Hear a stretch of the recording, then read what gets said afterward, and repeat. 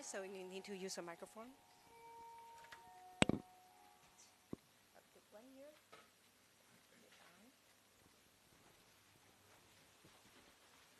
Even though we still have 3 more minutes to go, our bell is always early. So maybe we'll just wait 1 or 2 minutes to wait the participant online to join us.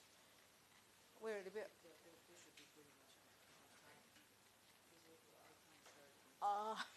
Right.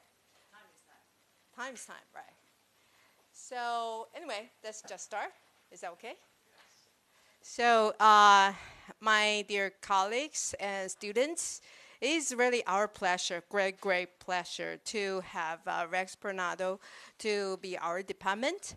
And according to, I think after we received the invitation, actually Yongfen met you in the conference, and she was so excited, come to me and said, well, Rex Bernardo is coming. So as a department head, I think the only thing I need to do is to support. All right. So it's a really a very unique opportunity we have. This professor here, and before his talk, maybe I will give a short introduction.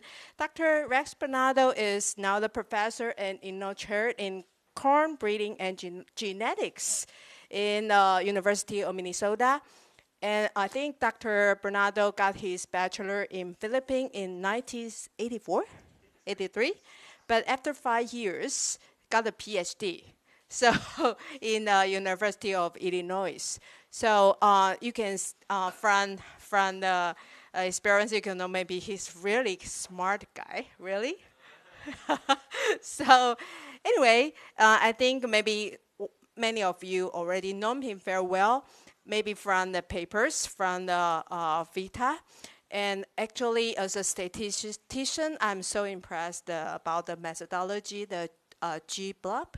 And so actually, this methodology really changed the method we analyze the quantitative trait loci. So anyway, I will really save the time for Dr. Bernardo. So let's give a big applause to our.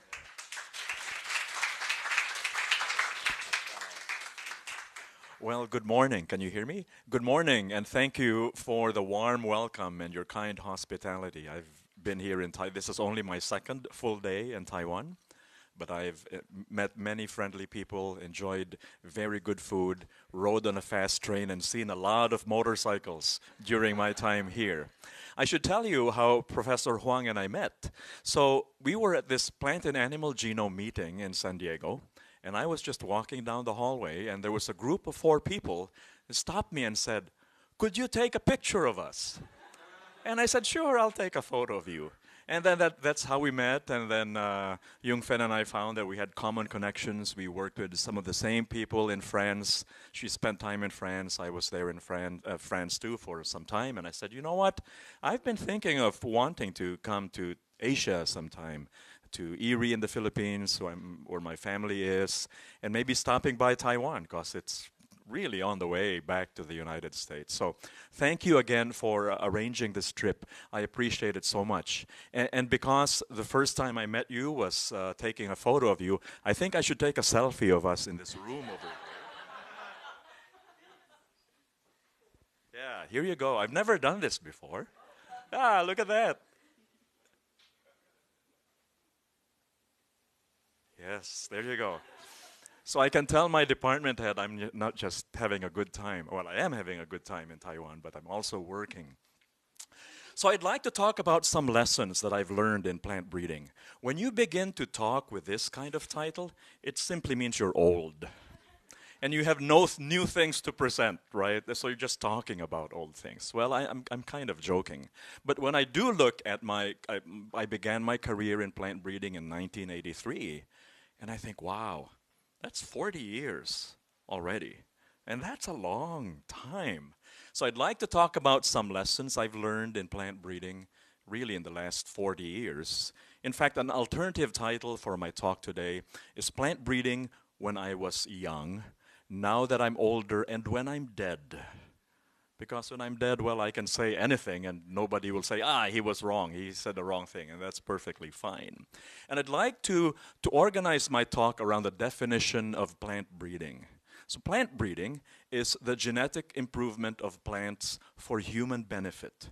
We improve plants genetically, not for the benefit of the plants themselves, but for our benefit, for human benefit. And when we talk about genetic improvement of plants for human benefit, first we can talk about the humans who benefit from the plants. And when I started my career, I looked up the world population. It was 4.7 billion people. Today, it is about 8 billion people. So in the 20 or so years, or 40 years when I started my career, that's quite a jump in population.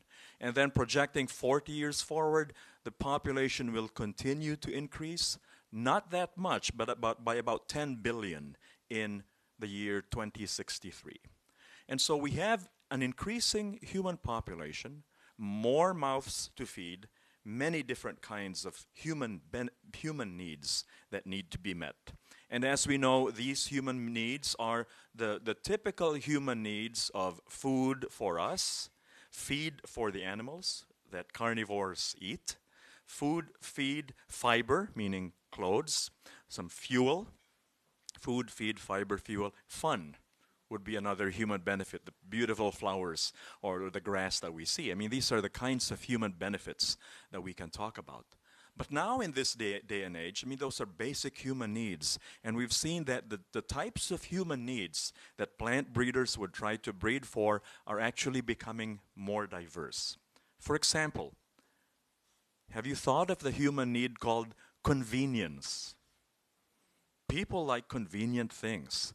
For example, there are mandarin kinds of oranges in the United States called cuties. They're cute, they're small. Why are they useful? You know why? They're so easy to peel. That's a convenience trait. Or you could think of a breeder working on melon. A convenience trait is the size of the cavity. In fact, a small cavity, because if you have a smaller cavity, then it's easier to chop up and to cut into cubes, and you lose less flesh when you have a small cavity. The toughest plant I've ever pollinated, coconut. Oh, don't be a coconut breeder. It is a hard life. This was in a laboratory class in the Philippines. So our instructor in our plant breeding, we should do that here and challenge to have a coconut pollination contest, right? Should do that. Anyway, they said, Rex and others will be pollinating coconut today. And we demonstrated to us how to do it on the ground, of course, and you had a big bag that you had to put on your back, and there were no ladders. No ladders. Instead, what they did was on the trunk of the coconut, they cut wedges on the side, and you had to climb that coconut a little bit like Spider-Man, right? And then you sit on that leaf, and then you try to pollinate. Now, it's not done in one day. It's done over a period of several days. So if life is hard for a coconut breeder, how much more so for a coconut producer? Because you'd need to climb those trees and cut the trees at the right stage, at the fruit at the right stage. And so if your coconut, and a good example, I think, of a convenience trait is that when the fruit is ripe, it would form an abscission layer at the right spot at the right time, and boop, coconut would fall down. That's a convenience trait that you and I might not think about, and yet it's quite important in this case for the producer. Today in the United States, there are other traits that I would never have dreamed of when I started my career. You think, for example, in the United States, plant protein is becoming increasingly important, that now there are plant-based hamburgers, and there's a big push for that. And so you think of in an increasingly urban population where we want choices in the types of foods that we eat, that yes, plant protein, it's on the horizon, and it's a big breeding objective in many companies. We can talk about other human needs such as ecological services. A problem we have in Minnesota is we have too much snow. This year we had snow that was 7.5 feet tall, total in the winter. And that's a lot of snow to melt and to shovel. But part of the issue then is the short growing season we have in our state of Minnesota. And because the season is short, a lot of the time of the year, the soil is bare and they're subject to erosion of the soil. So a breeding objective now in my department is breeding for crops. It's called cover crops that would cover the soil surface until the main cash crops we grow, that they can be planted. And so we're thinking, okay, well, if that is a crop production system in the future, I work on maize or corn, what type of corn should we be breeding for? A specific example, many of the cover crops are legumes. And so what happens is that this perennial cover crop called Cura clover, it will be planted. It's a perennial, so it lasts for years and years and years. And then before we would plant, at the start of the season, we would get some herbicide like Roundup and kill part, or not totally kill, but make it grow more slowly, and then you plant the corn there. And what happens nicely is that the cover crop provides nitrogen to the corn, but there's a big disadvantage as well. The cover crop competes for water. And so, again, the point is that with the new cropping systems that we have, we're thinking now of traits that we would not have thought about years ago. That is to say, just to summarize, that we are breeding for an increasingly large human population, but the needs of the human population are also changing. So, genetic improvement of plants for human benefit. Let's talk about these plants that benefit humans. You're all familiar with soybean. And to me, it continues to amaze me that in 1924, the total number of hectares grown in the United States to soybean was 0.6 million hectares. Today, we grow in the United States about 34 million hectares. So to think that this crop, soybean, 0.6 back 100 years ago, now 34 million hectares, that's a huge increase. And why? Well, it's because it's a wonderful crop for providing protein and oil and meal. So we see then that as humans have moved around the world, that they bring with them the plants that meet their human needs. And I think we'll continue to see more of that. As humans migrate, we would also have a migration of the plants that are important to humans. And we're experiencing that now at the University of Minnesota. And this is part of my reason for my trip here to Taiwan, is I paid a visit to the World Vegetable Center. Why? Because the students that I'm working with, I direct the Plant Breeding Center at the University of Minnesota. We are working on traditional leafy African vegetables. This work started because a few years back, I read an article in the local media about how we have farmers markets on Saturdays during the summer and fall seasons in Minnesota. And so Hmong producers, they were refugees initially from Laos and Cambodia. They migrated, many of them to Minneapolis, St. Paul, where I live. They are excellent farmers. They produce all kinds of vegetables, and they produce some African vegetables. And Minnesota is in the northern border of the United States. People drive from Texas all the way to Minnesota just to buy these vegetables. African immigrants would drive from Seattle, which is on the west part. So if this is the US, Minnesota is here. On the west is Seattle, Texas is south. People drive from Texas to Minneapolis, from Seattle to Minneapolis just to buy vegetables. And why is that? Because this is like green gold to them. You know, if you've lived in another country, you would know that the foods that are near and dear to your culture, oh, you miss them right away. And you would go to great lengths to even just get a good taste of this food from your native land. And I figured, you know what, this is something that we could be doing here at Minnesota. We could be breeding for adaptation of these leafy vegetables to Minnesota, because leafy vegetables, as we know, they're best produced, they're best consumed fresh, and that they don't travel well. And so we have a breeding effort right now on leafy African vegetables of interest to local immigrant communities we have in Minneapolis, St. Paul. They are mainly from Africa, from Ethiopia, from Somalia, from Kenya, from Nigeria, from Ghana. And our challenge right now is actually saying no, because we'd meet an immigrant from another country. Oh, you should breed for my favorite vegetable. And we'd meet another person from another country. Oh, no, you should be working on this one. And so we're saying, okay, we need to focus, because we don't have too many resources, focus on only a few vegetables, but then have a demonstration garden that showcases the diversity of vegetables we have.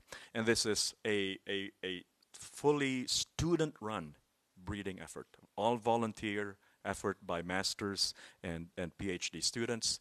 It was a very interesting experience, because we were said proud, oh, we will now breed these leafy African vegetables. We did not know what they looked like. We did not know their names. We did not know how they're consumed. We didn't know if they're self-pollinated or cross-pollinated. We didn't know how to pollinate these species, but we said we were going to breed these anyway. So that effort is ongoing, and talking about people, about genetic improvement of plants for human benefit. We thought we would focus on the science. We found out that we're focusing more on the human aspect these first few years. Just building bridges with the local immigrant communities and gaining their confidence and explaining to them why we're doing what we're doing. Because they were quite suspicious of us. They were saying, why are you working on our vegetables? Do you want to make them GMOs? Do you want to patent them and claim that they're now your own and we cannot have access to them anymore? And we're saying, no, we're doing this for the better, for the greater common good, and everything that we do is all publicly available. But again, a lot of our work turns out it's that aspect. And these are things you cannot learn within a classroom. You can never learn this in a classroom. You can only learn it by doing and trying things, and there's no manual. There's no manual, oh, this is what you should do. Maybe we should write a manual a little bit after this, but no, we have no manual to follow, and so it's been quite an interesting experience for our student group at our university. Genetic improvement of plants for human benefit. We've talked about plants, we've talked about genetic improvement, we've talked about human benefit, and just mentioning genetic improvement implies that there is non-genetic improvement. And we see that crop productivity around the world has increased in general. In part, again, part of it is just the non-genetic improvement aspect, like better crop management, fertilizer, control of pests and diseases, and that will continue to be an important aspect of increasing crop productivity to meet increasing human needs. But as a plant breeder, I'm more interested in the genetic aspect of improving plants for human benefit. I sometimes feel, I feel sad for students today, for graduate students today. And so you're a very motivated and brave group to be plant breeding students. You know why? You have so much to study today. My goodness, you have a lot of fields to learn. When I was a young student, I was in the 1980s, all plant breeding was so simple. It was all phenotypic selection. We just had to learn phenotypic selection, how to set up a field trial, how to analyze our data. We had to learn I had to learn zero molecular genetics. And I knew nothing, and I still don't know too much about molecular genetics today. Although if you learn about molecular genetics like CRISPR, man, it's a fascinating system, CRISPR is. But anyway, back then, breeding was so simple. You ran trials, you observed things in the field, you tasted plants, you kicked the plants, and you did all sorts of things to the plants to figure out which are the good ones and which are not so good ones. And then you crossed good by good, right? And then from the good by good, you had the children, you selected the progeny. These are the best ones. Okay, this is now my experimental potential variety, and I can use it as a parent next time. Oh, life was good. Life was simple. Life was easy. And my professional life changed forever when fellow grad student, PhD student studying molecular genetics walked into our room. So we were 5 maize-breeding quantitative geneticists. And there's this molecular geneticist walk in our lab and said, I want to tell you about this new thing called molecular markers. And I go, what's that? Restriction fragment length polymorphisms. No, what's that? And no, give us a simple explanation of what these molecular markers are. And so he was explaining, okay, now with molecular markers, we can discern or analyze differences in DNA among these different plants. And I go, And I go, I better start reading about molecular markers. And then it was nice. We had a visiting professor from Israel. He came to our campus and taught us about molecular markers, and that was my first learning. But my first experience with molecular markers was when my professor called us. We were about 5 grad students in his group at that time. He called us to the field one day and said, today we are going to collect corn leaves for DNA samples. Like, whoa, now I'm a molecular breeder because I get to collect corn leaves for DNA analysis. So we went and we got there and we were told, okay, Rex, you need to wear gloves. Why? Oh, so your DNA doesn't contaminate the corn DNA. Okay, we wore gloves. We were given a sharp, big pair of scissors, okay, and we were told for each plant, you need to cut about 3 leaves about this long. So we were cutting, and I'm wondering, well, I hope this survives, but yeah, I think it should. And then we were told, okay, put these leaves in a bag, and the bag was put in a cooler to keep the leaves cool. And then when we were all done, it was driven by a car to the local airport, where there was a privately chartered airplane waiting to take these precious leaf samples to a laboratory in Iowa. I go, wow, amazing. This is expensive. It's like, you need to have a plane to bring these samples. I mean, and I told my advisor, and the number of markers that this population was being analyzed, corn has 10 chromosomes. It was being analyzed for 33 markers. Yeah, high throughput back in the day. 33 markers, 3 per chromosome. That was state of the art. And I don't know what the cost was, but back then the cost per data point was about $5-10 per data point, something like that, some ridiculously high amount. And I was thinking, this is never going to go anywhere because it's so expensive. But my advisor, his name's John Dudley, very wisely told me, Rex, you need to think of molecular markers not the way that they are today, but you need to think of markers in the future when technologies would change. And this is he said, when it is as cheap as a paper clip that we use to pollinate corn. See, to pollinate corn, you put a bag on top, and then you use a paper clip to make that bag, to close that bag. He said, the cost someday, he thinks, would be as cheap as that paper clip. And I go, no way that's going to happen. You're renting a plane, how can that be, right? But guess what? Today, the cost of a paper clip is 3 times the cost of a molecular marker. That has been fulfilled. That the technology has changed drastically in the last 35 years. That what seemed impossible to me at that time is possible now. So to you, the young ones here in the crowd, that's one lesson that I learned that I impart to you. You need to think of the tools and advances in technology, not the way necessarily that they are now, but the way that they might be in the future. Because things could change, and things might seem impossible now, but who knows?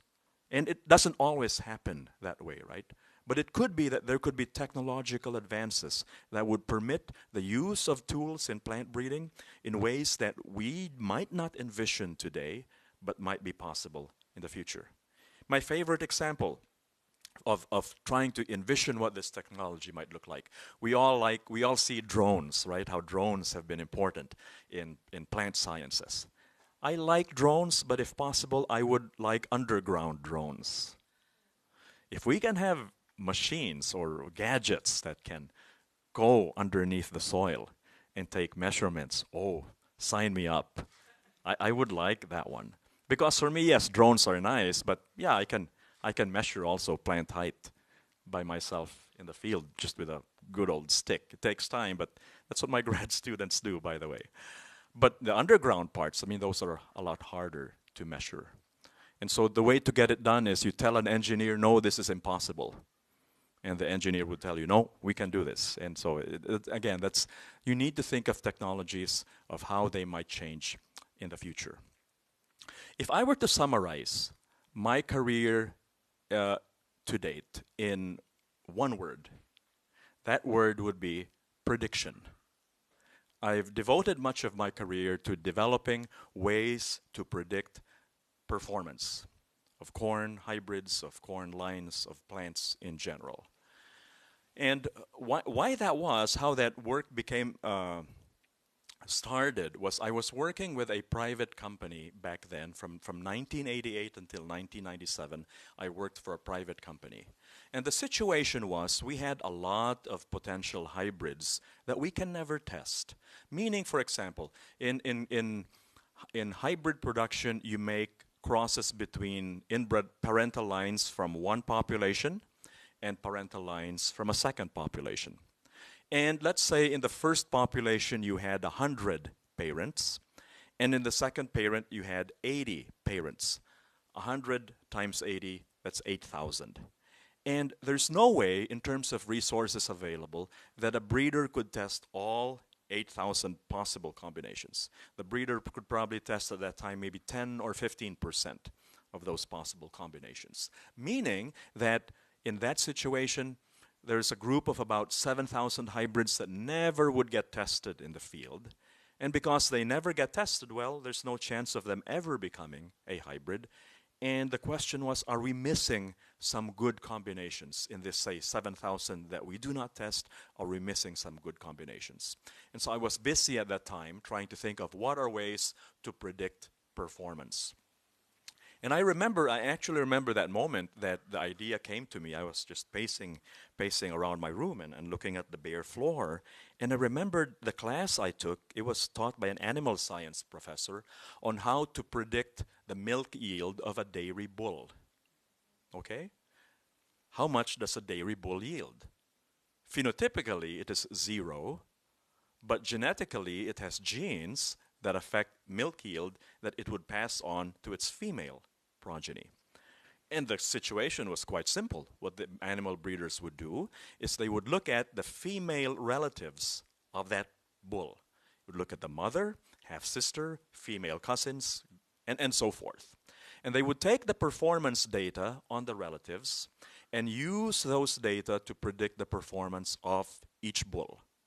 And the amount of information extracted or used from each relative dependent on the strength of the relatedness. Meaning, the mother is more closely related to the bull compared to the half-sister. So more information is used from the mother than the half-sister. And it dawned on me, okay, the hybrids that have been tested in the field, those are like the female relatives. And then we have molecular markers that we can use to quantify the amount of relatedness. It was RFLPs, restriction fragment length polymorphisms back then. So I said, okay, I will now use my RFLP data to try to estimate relatedness and use those measures of relatedness and the data and the phenotypic data to predict the performance of the hybrids that have not been tested.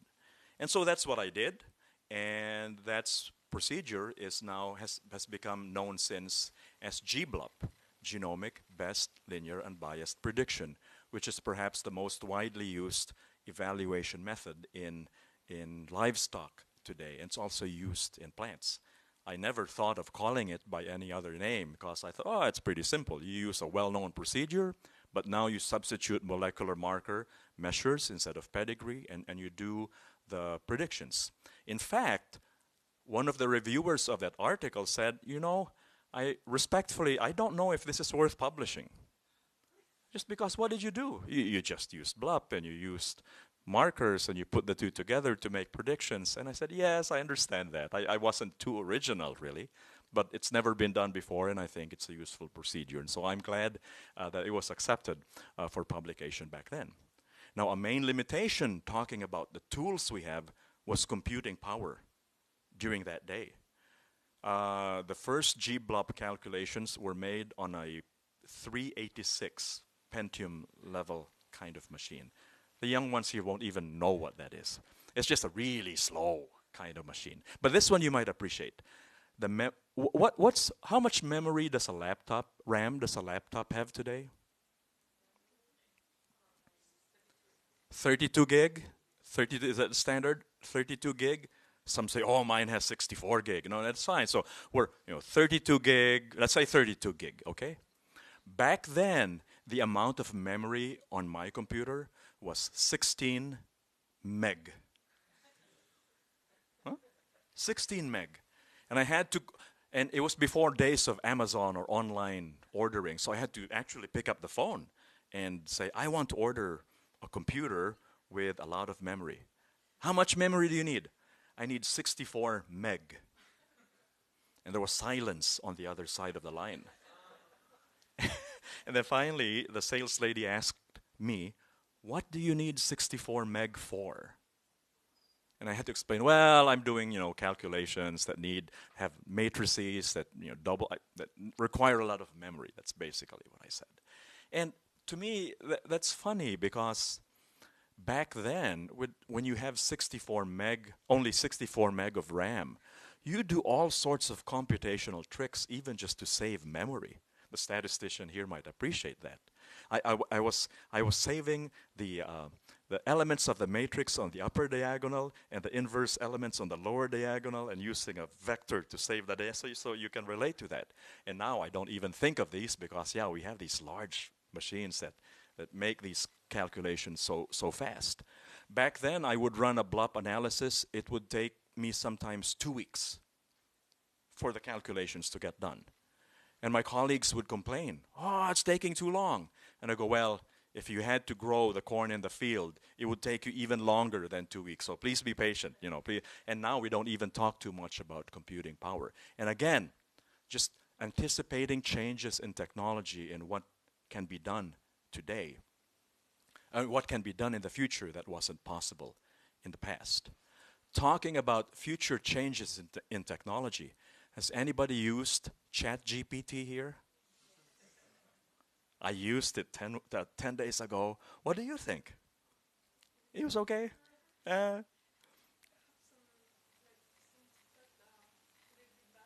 Some stuff a little bit bad. I tried it. Oh my, I was amazed. I mean, it's not perfect, right? But I thought, oh, this ChatGPT is amazing. You tell it, oh, write a 2-page article on challenges in rice production in the Philippines, and before your eyes, it's writing stuff. And so you could think of, okay, we have this new it's here, of ChatGPT. How do we use this technology? I'll tell you one way that companies are trying to use this technology, not ChatGPT, but artificial intelligence in general. They're trying to train machines to duplicate or to duplicate the selection decisions made by breeders. Does that scare you as a student? Oh, I might not have a job anymore when I graduate because there'll be machines that can do the selection decisions for me. Well, the intent is not to replace the breeder, but it's actually to do a prior screening of the lines so that the breeder can devote more time to the very few that are most promising. But still, it raises this question of what these new technologies can potentially do in our field. For example, it's routine now. I used to screen for diseases, and you use a rating, 1 or whatever rating scale you use. But now it's not even AI, but just imaging technology. We can use that to have more precise measures. And so a current piece of work that I'm doing right now is what is called as targeted recombination. And I saw there's a poster upstairs on targeted recombination, so some of you might be familiar with this work. And the idea in targeted recombination is to allow breeders to have crossing over exactly where the breeder thinks crossing over might be beneficial. And it's interesting because I've never thought that we as researchers would even have some control over meiosis. In fact, I used to use this illustration widely in the past, that the way that a car is designed and manufactured is so different from the way that breeders breed plants. The way that a car is designed and manufactured, an engineer would use knowledge on how cars work, come up with a prototype, build the car, and then make it better. It's a design kind of approach.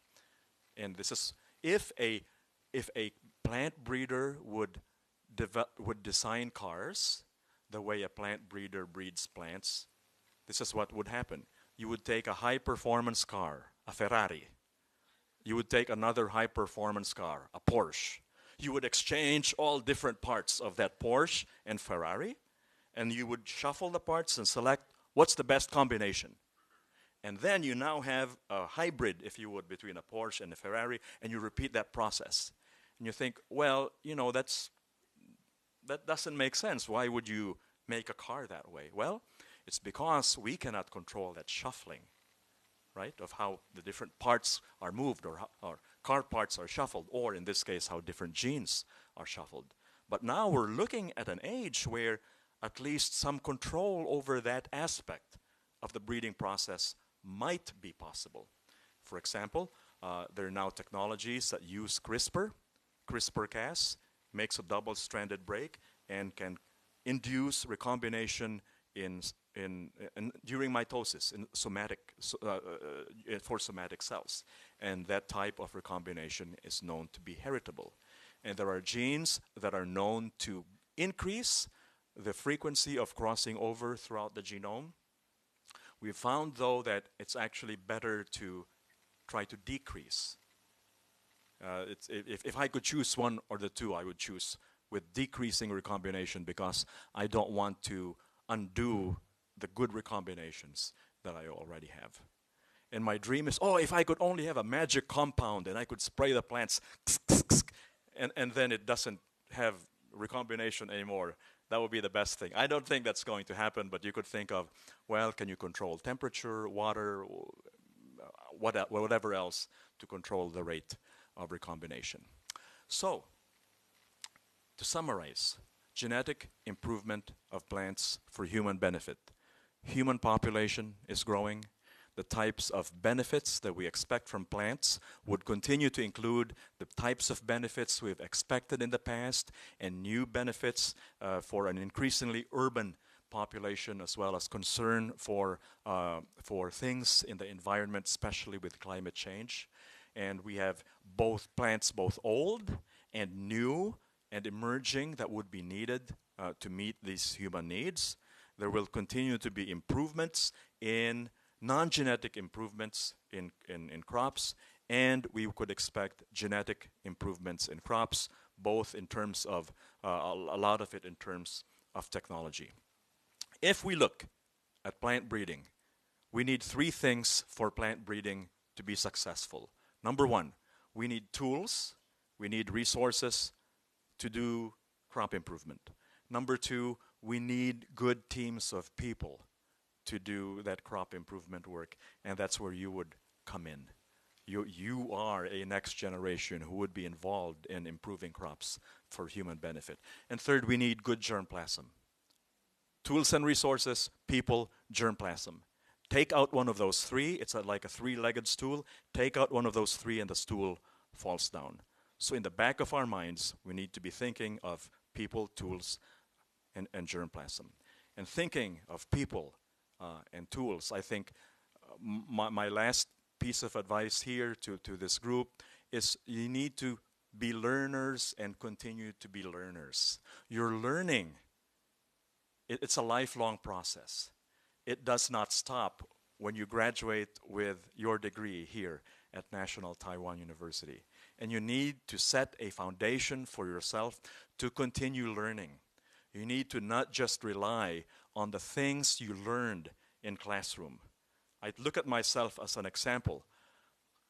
Best linear unbiased prediction, or BLUP, that was never taught to me in the classroom. I had to learn it by myself. And I'm thinking, wow, why do we need these matrices? I hate them. Then I figured, oh, okay, matrices are actually my friend. They can do good things for me. They make life easy. I said, oh, okay, now I like them. I used to hate them. And so, so set a foundation so that you could learn continually in the future. And this, I now share in closing a quote that my professor had in his office that I carry with me today. And the quote is this. It's by Eric Hoffer. He said, in times of change, the learned meaning those who think they know everything already. The learned in times of change, the learners inherit the earth. But the learned, meaning those who think they know everything, the learned find themselves beautifully equipped to deal with a world that no longer exists. If you and I are learners, as things change around us, we can do good things here on this good earth. If we consider ourselves as learned and having known everything, we would find that, yes, we can function extremely, extremely well in a world that's no longer there, no longer exists. So thank you for your attention this morning. Thank you so much for your kindness in welcoming me. I appreciate it. If there are questions that I could answer, I'd be pleased to do so. And don't be scared to ask questions.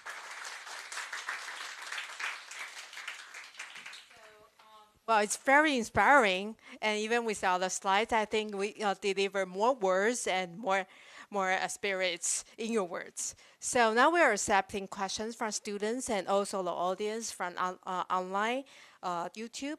So I give a microphone to Yongfen, so she will in charge of the discussion, and I will see if anyone asking question online. So is there any, you are really encouraged to ask questions. Chinese, English, either is okay. Well, if you speak Chinese, we will translate to English. No? You can ask me in Chinese. Yeah. But I won't understand, but you could still ask me. Yes. Yes. Or just to say something, because this occasion is unique. We have Bernardo in person here. Physically, you can even touch him. So, yes. At the end, you talk about the importance of germplasm, right?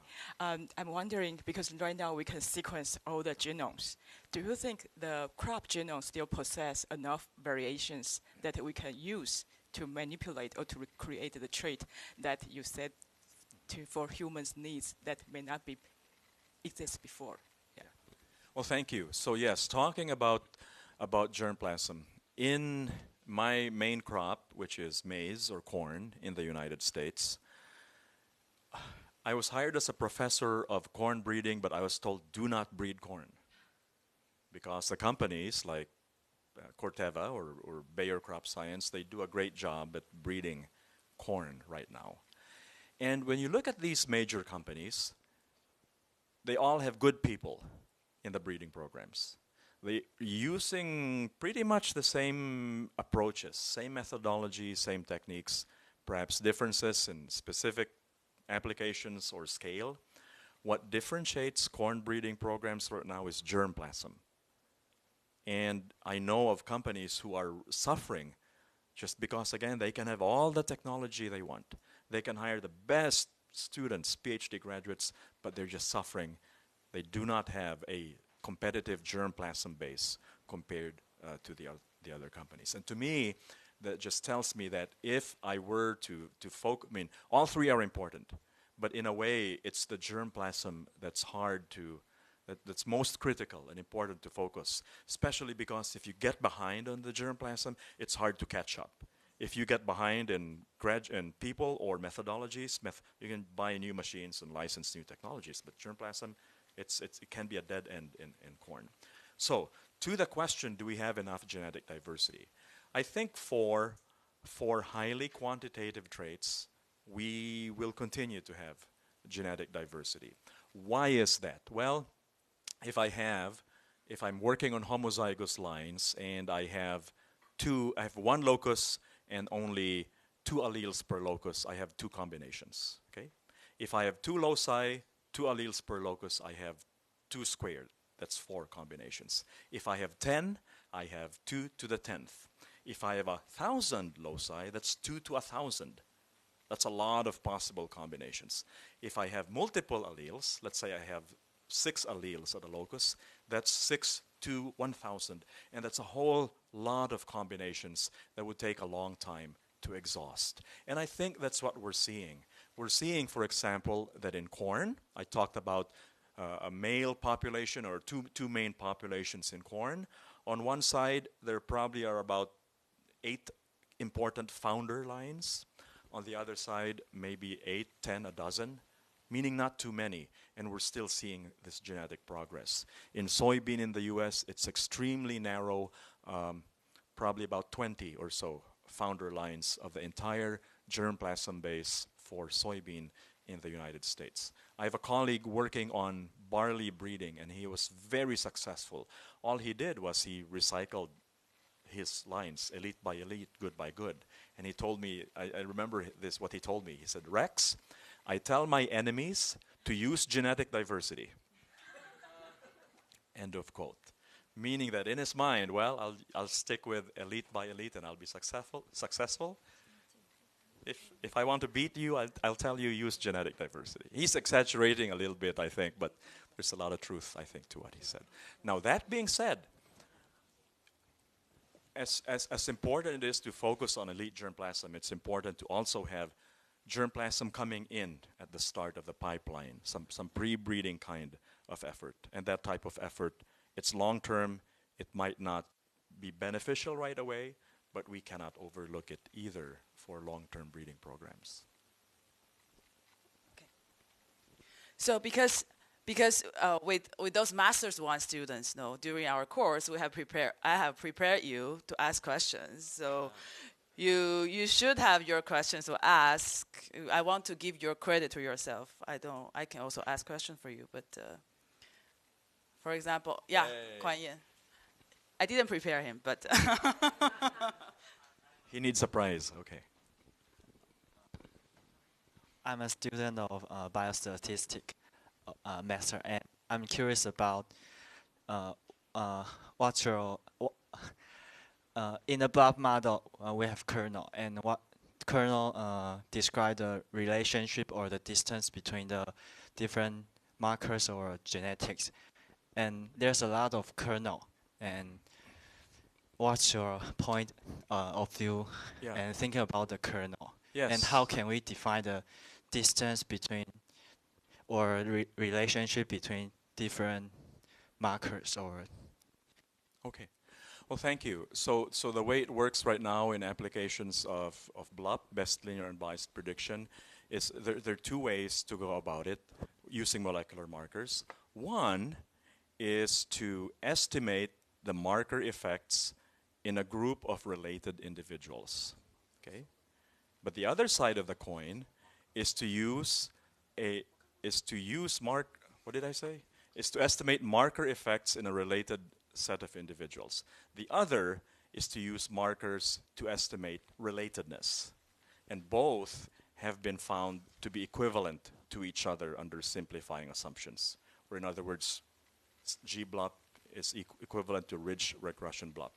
And as you indicated, several kinds of kernels can be used.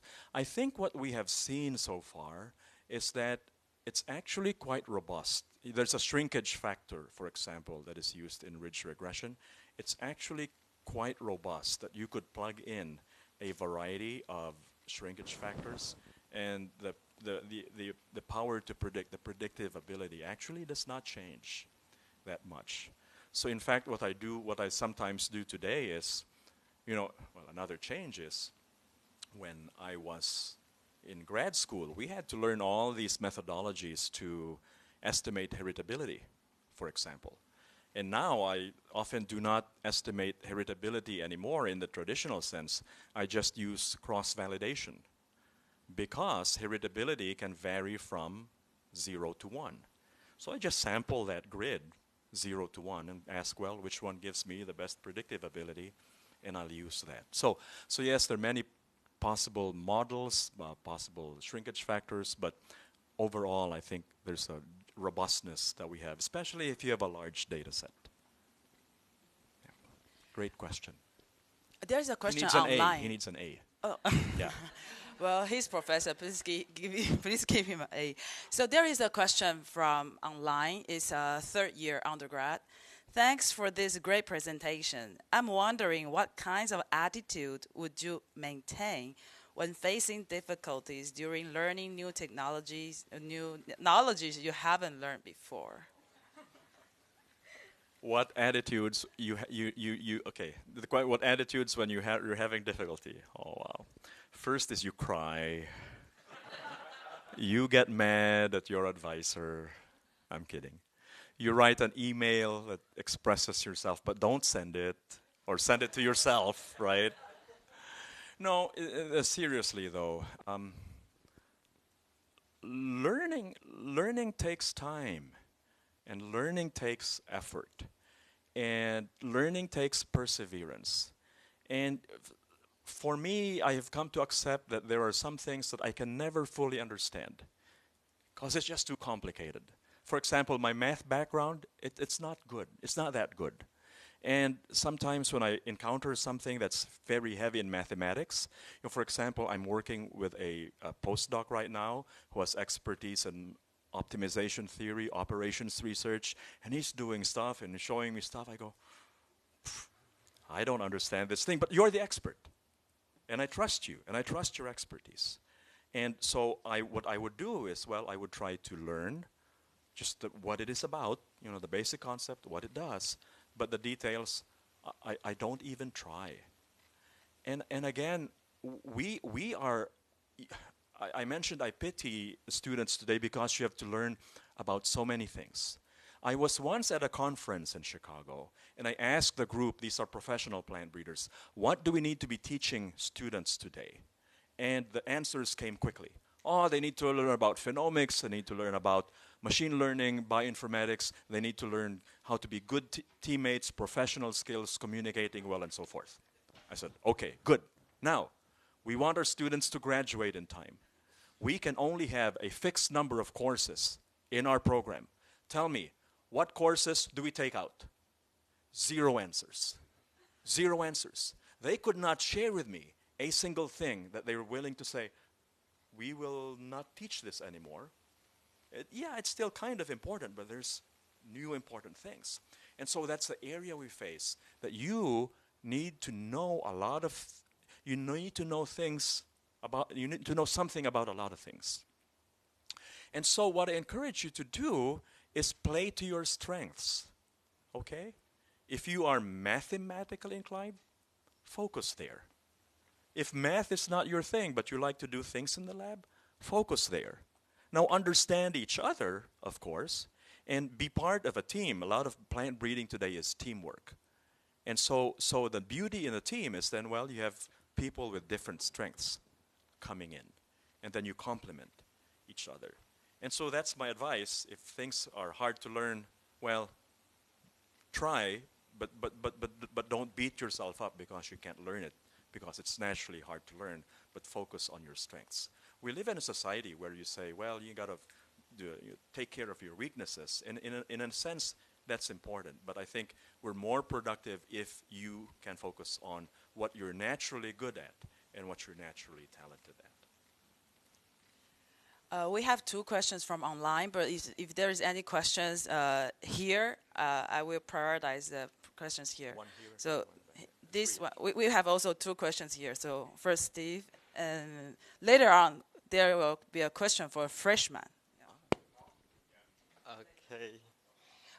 Thank you so much, Dr. Rex, for being here. I'm Steven, and I'm a senior student. I would like to ask a question. First, what is the most challenging problems or job that you have faced during your career, and also your learning process, and also how did you come that problem? Yeah, thank you. Okay, the most challenging job that I've faced, I don't know if it's the most challenging, but one of the more challenging jobs that I've faced was going through the English writing of some Native American speakers. I love working with students. I love going through their research. I love looking at their results, analyzing, helping them interpret the data. But when it comes for me as a professor, reading thesis and going through journal manuscripts, sometimes, oh, life is good. The student can write beautifully, and the student makes me look good. Other times I go, oh my goodness, this is just so hard. Why did I take this student in the first place, you know? Maybe I should use ChatGPT, just put the writing on ChatGPT. Hey, improve this writing. But, you know, communication is an important part of what we do. And we all learn. Some are naturally gifted writers and others are not as gifted. But again, it's a process that we can continue to learn. Not too long ago, I read my undergraduate thesis. Reread my undergraduate thesis. Oh, I was so discouraged. I go, oh, what a poor writer. Oh, you know, I should have I should have done this, took out this word and so forth. So, but you know, we learn and we improve. But to me, that was a most challenging part of my job. Yeah. And one question for the first year undergrad. Okay. When did you start the breeding career and why? Okay, it's a great question. You know that cultural traits are not passed on from parent to offspring. But I became a breeder because my father was a plant breeder. Well, what happened was my parents, both my parents were academics. They got their PhD degrees in the United States. My mother from Kansas State University, my father from North Carolina State College. It was not even a university back then. And so, you know, we had all these books at home. And I would hear my parents sometimes talk about their work, and I go, that sounds interesting. And so I decided to try plant breeding, and I have no regrets. I'm glad that I chose this path. For me, it's a beautiful profession because you get to be creative. When you breed plants, you bring forth into the world something that has never existed before. Never existed before, you bring forth into the world, and you go, whoa. Although you didn't really have much to do with it, you just crossed two plants and let it do its own thing, and it gave you the seed, so you shouldn't take credit. But for me, that process of applying science, applying art, applying manufacturing kinds of processes to design a breeding pipeline, to come up with a product or products that meet human benefits, to me that speaks to my heart. And so you should be a plant breeder. I'm kidding. Do what you like and do what you think is best fit for you. But that was my path. Yeah. We have two questions from online. One, I will just say the two together. So, one is how breeders in academia acquire better or more resources compared to those in industry. That's the first one. And the second is, can you suggest students what need to learn, what we need to learn, what we cannot really let go in plant breeding? Okay. Yeah. Okay. So the first one is public versus private. I think the level of investment in the public sector, I'm talking mainly about universities in the US, that would always be lower than in the private sector. That's just the way it is. In my case, I really don't receive money to do any meaningful form of breeding. And when you're hired as a professor in plant breeding or any other agricultural field in the United States today, it's as if you're given a hunting license. Here's your license to hunt. Hunt for funds, hunt for students, hunt for resources, hunt for collaborators. You won't starve as a hunter because we'll pay your salary. But to the extent that you are successful, depends on how good a hunter you are. And some of my colleagues in the universities, they can raise lots of money and they can have big groups. I'm not there. I'm not good at all at raising money. In fact, my department head tells me, Rex, you should need to raise more money for our department. I said, yeah, but I'd rather write papers than write grants. So that's one. The second is what we need to learn. For me, the basics always serve you well. The basics serve you well.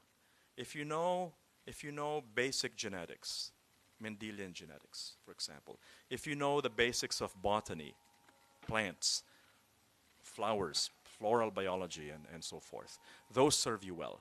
If you know the basics of field experiments and experimental science, if you know the basics of statistics, what a standard error of a mean is, what a z-test or a t-test is, what ANOVA is all about, to me those serve you well because, again, they build a basic foundation to continue learning on your own.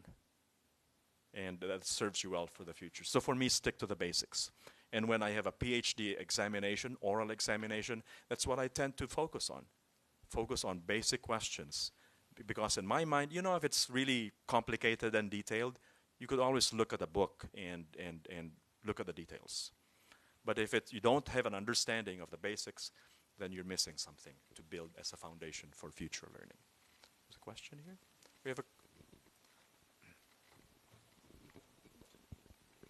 So thank you for your presentation. And my question was, do GMO will help to have genetic diversity? And do you think a continent like Europe should accept more GMOs to improve more quickly, maybe? Okay. Question has to do with GMOs. As we know, GMOs, transgenics, are common, very common in the United States. About more than 90% of the corn crop and 90% of the soybean crop has been GMO since the mid-1990s. So each year we have millions of hectares, tens of millions of hectares grown to genetically modified crops. And so why do we grow GMOs? There are aspects of, because they're helpful for the producer. There are potential benefits for consumers as well. I just came from the Philippines, and part of the lunch I had at the International Rice Research Institute was golden rice. There was a bowl of golden rice there. I should send you a picture. And so I got to taste the golden rice. I didn't like it too much. I think they put it in a kind of rice variety where it's not my favorite kind of texture, but it was okay. And I think, okay, I'm thinking this can have potential impacts just for human health in large parts of the world. Now we also need to think of safety concerns, so to speak, and so as we know, there are different bodies that regulate our food, ensuring we have a safe food supply. In the United States, the Food and Drug Administration. If the plant has pesticidal properties like BT corn, then the Environmental Protection Agency in the U.S. becomes involved. Now that being said, I think there are different opinions about GMOs, there are different beliefs, and there are different convictions about GMOs. And I respect that. If you say, I have friends who are shocked in a way that, oh, you work on corn. In fact, the first question that I get from somebody when they say, hey, I'm in plant breeding, so do you work on GMOs? That's the first question that I get typically. I said no, but then I try to, if the opportunity is there, is explain, well, what are we doing with GMOs?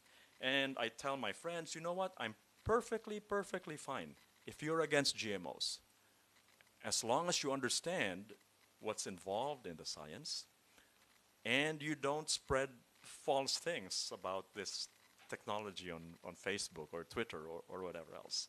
So, as a public educator, we need to educate the public about science, what it can do and what potential benefits and disadvantages are, but we need science-based solutions. And part of our job is to communicate that effectively. We still have one question online, is that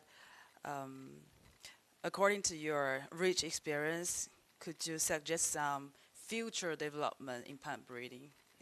What do you foresee in the future, well, as you started at the beginning of your talk?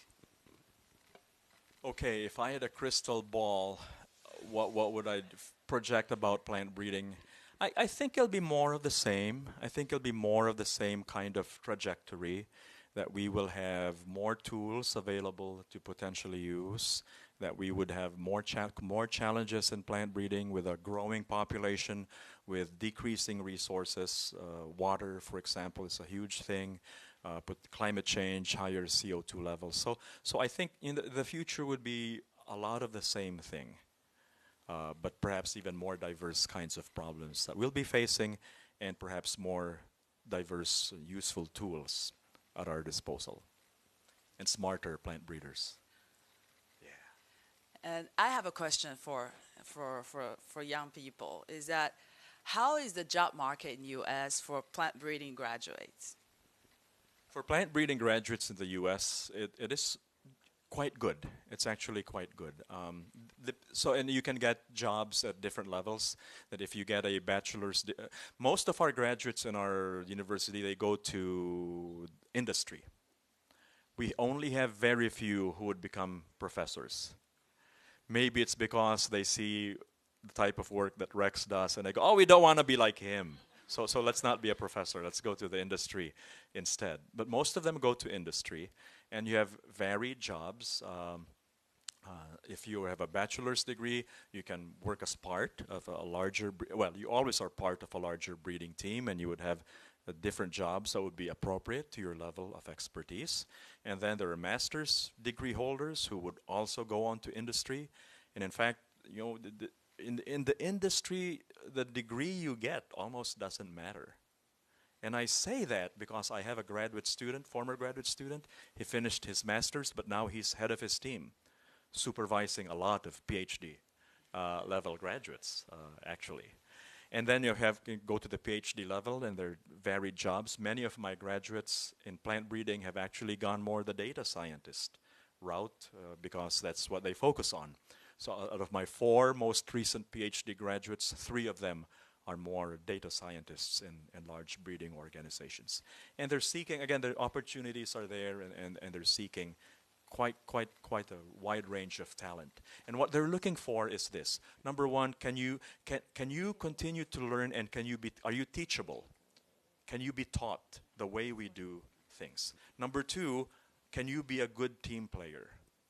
Do you have those skills in communication, skills in handling conflict, skills in writing good emails, skills in managing your boss? Have you heard of managing your boss? That's an important thing. Can you manage your boss well? And so these are many of the skills that the employers are looking for. In fact, I tell my graduates at Minnesota, when you go to your interview, they'll ask you a few technical questions, but not too many. They will ask you questions that try to determine, can you be a good team member? Questions such as, tell me about a time when you had a conflict. How did you resolve that? Or you had a complex project and what contribution did you have? And I shared this with Professor Huang yesterday. That aspect has actually changed my philosophy with even how I teach and how I grade my students.